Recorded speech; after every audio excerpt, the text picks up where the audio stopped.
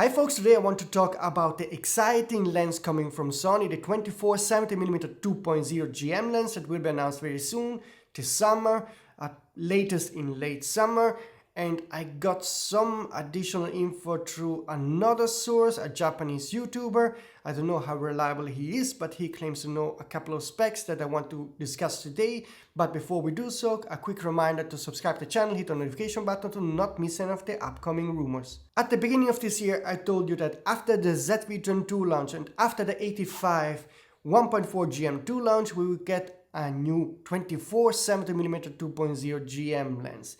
This is a world's first, no other company ever did it, and the great news is that it's way more usable than the Canon 28-70mm lens, because having 24 instead of 28 makes it way more flexible, also for example for landscape use. And the second news I got from my trusted sources also said that this lens will still be lighter, more compact than the Canon, so quite a technological achievement from Sony, and Sony has really shown us that their GM primes and lenses are the best in class when it comes to the balance of giving you the best image quality in the most compact size. Not Nikon, not Canon, not Sigma is coming really close to what Sony has achieved in the lens segment.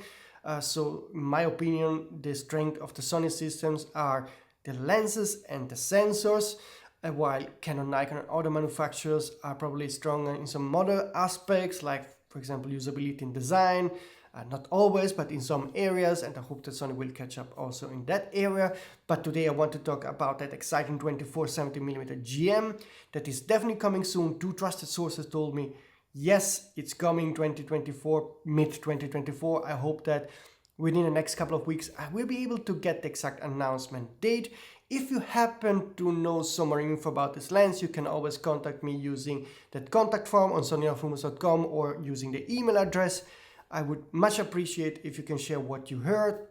If you find some leaks on our websites or you heard from someone else that this lens is coming with certain aspects and specs and at a certain time, that would help me a lot.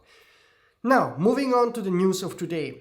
A Japanese YouTuber claims to have learned more info about this lens. I don't know that guy, I don't know how reliable it is, but the info he shared sounds plausible and definitely exciting if true. So let's see what he had to say. He claims the lens will weigh just 1,145 grams. And that's quite impressive, because it would mean that it weighs 285 grams less than the Canon 28-70mm lens, despite this lens having 4mm more at the wider end. So this would be quite big news. And for me, probably one of the best news, because it means that this GM lens would still be usable. As you know from my previous videos, I'm not a big fan of big lenses, because at the end it's always a hassle to carry them with you. So if a lens is too big, even if it's a perfect lens, it ends up not being as used as much as a more compact and more light lens. So having a lens that isn't crazy heavy or crazy big means that the 24-70mm 2.0 is still something that you potentially can always carry with you. So this is quite exciting. Still, the lens would be quite more heavier than, for example, the Sony 24-70mm 2.8 GM2, which has a weight of 695 grams. But again, it's one stop faster across the range, so I'm okay with it. The YouTuber also wrote that it uses special lightweight material to make it so light, has no built-in IBIS, but excellent vignetting control, and the price could be around $3,000. Now that the lens has no IBIS was quite clear, because you really don't need it if you have in-body stabilization, and this is not a daily lens, so it would have made no sense and it would have made the lens much bigger, so that's okay for me. The lens also has little vignetting and little aberration, but I think I just guessed that this has more to do with the in-camera software correction, but I hope to be proven wrong, and that the lens really from the start, from the optical performance, is really top-notch, and there isn't much post-processing going on, but let's see if this will turn out to be true. And the pricing is around $3,000. I think this would be quite a good pricing for Sony. I fear it's more expensive than 3,000, more like 3,500, By comparison, the Canon 28-70mm is priced at $2,800.